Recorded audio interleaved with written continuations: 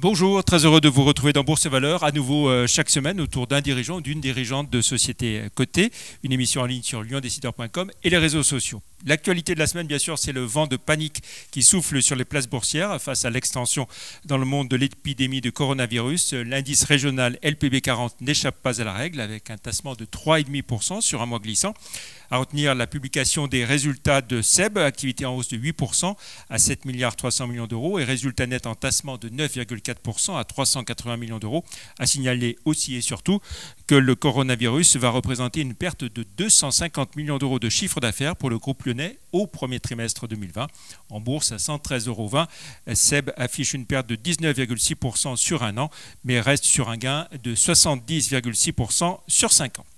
On retrouve à présent notre invité, Guillaume Robin. Bonjour. Bonjour. PDG de Thermador Group, qui publie des résultats en hausse. Petit rappel d'abord pour commencer de votre activité. Vous êtes dans le secteur de la distribution de matériel et de produits pour l'univers du bâtiment au sens large, on va dire. À bâtiment et industrie, hein. Donc circulation des fluides dans le bâtiment et l'industrie. Et nous sommes une société de distribution d'accessoires organisée en petites entreprises, hein, puisqu'aujourd'hui nous avons 16 sociétés commerciales qui font ce travail. Alors on revient sur l'année 2019, une année très positive, tant en termes d'activité que de résultats, et puis avec encore de la croissance externe. Oui, mais je reviens tout d'abord sur la croissance organique, parce que dans nos métiers, faire une croissance organique supérieure à 8%, c'est très bien. Et effectivement, de la croissance externe avec la société que nous avons acquise fin d'année dernière, puisque ça nous a permis de croître de 18,5%, et une petite opération de croissance externe en fin d'année 2019, au travers de la société Distrilabo qui fait 5,5 millions de chiffre d'affaires.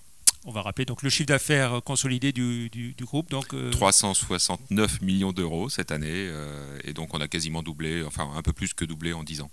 Voilà. Et puis le résultat net aussi très positif, hein, en croissance encore. Oui, résultat net en croissance de un peu plus de 11%, à plus de 32 millions. Donc je dirais que les choses vont bien dans le groupe Thermador. Voilà, vous évoquiez les acquisitions, une dernière qui devrait intervenir d'ici la fin du premier semestre 2020, et puis vous dites qu'après vous allez faire une pause parce que vous en avez fait beaucoup depuis 2015. Exactement. Alors il y a encore un dossier qui est je dirais fort avancé, hein, avec la société Thermacome. Si nous arrivons au bout de ce dossier, nous avons dit et écrit que nous allons nous concentrer sur l'intégration parce que nous avons énormément de projets à faire pour améliorer l'efficacité de l'ensemble. Alors pour 2020, évidemment, une grande inconnue, l'effet du coronavirus, sachant que vous êtes concerné directement parce que beaucoup de vos approvisionnements viennent de Chine. Oui, on a 35% de nos approvisionnements en Chine, 2% à Taïwan, mais c'est essentiellement la Chine qui est touchée aujourd'hui. Nous suivons nos fabricants d'une manière très étroite. Les fabricants qui sont nos partenaires sont éparpillés un peu partout en Chine, hein, donc certains sont touchés directement, d'autres pas du tout. Certains fabriquent des produits qui sont également fabriqués en Italie, certains pas.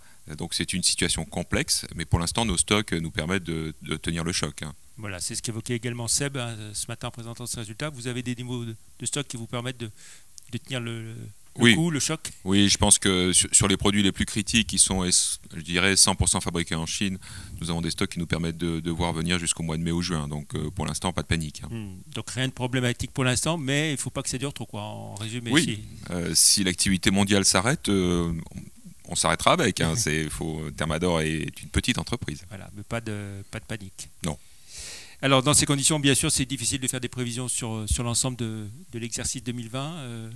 Alors nous, on préfère les prévisions sur 10 ans. C'est vrai qu'on regarde en arrière et nous regardons ce que nous avons fait sur 10 ans et nous disons simplement continuons comme ça et le groupe se portera bien, les salariés, les fournisseurs, les clients et évidemment les actionnaires. Voilà. Je reviens à votre rentabilité qui surprend toujours parce que dans la distribution, arriver à afficher environ 10% de résultats nets, c'est pas mal du tout. Alors le secret Le secret, c'est la délégation aux filiales, hein, vraiment une grande délégation aux dirigeants de filiales pour mener leurs affaires et une motivation des équipes et des dirigeants sur ce résultat, ce qui fait que chacun s'en occupe. Voilà. Vous êtes aussi Guillaume Robin, président de Lyon Pôle Bourse, hein, qui fédère les acteurs du monde boursier, les entreprises cotées de la place. L'écosystème boursier fonctionne bien dans la région ? Oui, puisque parmi les quelques IPO que nous avons eu en France, 38% viennent de la région, 2 de Grenoble, 1 de Lyon. Donc on voit toujours qu'il y a eu du dynamisme sur la région et un écosystème qui fonctionne. Des sociétés qui sont là et qui vivent bien, et puis de nouveaux entrants, donc c'est très bien. Lyon est dynamique. Est-ce que vous n'êtes pas frustré parfois justement par rapport à ce beau tissu qui n'est pas plus d'introduction, même si les rares, elles ont eu lieu pas mal dans la région, mais... C'est un phénomène français, européen, mondial, qui aujourd'hui ne favorise pas le financement par le marché. Je dirais que les choses vont et viennent, et j'ai confiance à long terme pour que ce financement par le marché retrouve l'intérêt des émetteurs.